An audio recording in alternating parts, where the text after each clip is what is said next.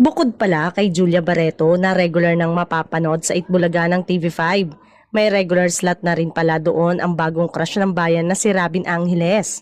Malakas kasi ang naging audience impact niya sa kanyang first guesting noong May to promote ang mutya ng Section E. Tapos ay bumalik siya ng twice noong June at muling nagpakilig ng viewers. Ngayon nga ang balita mula sa isang taga Viva Artist Agency. Every Friday nang mapapanood si Robin sa noontime show ni na Tito Soto, Vic Soto at Joey De Leon. Si Julia naman ay tuwing Friday and Saturday pero kung minsan daw ay nagpapakita rin ito ng Wednesday o Thursday. Type nga ng marami na nandoon si Julia dahil parang siya ang pantapat ng EB kay Ann Curtis ng It's Showtime. Yung tipong sosyalin, nakalog at may appeal sa masa.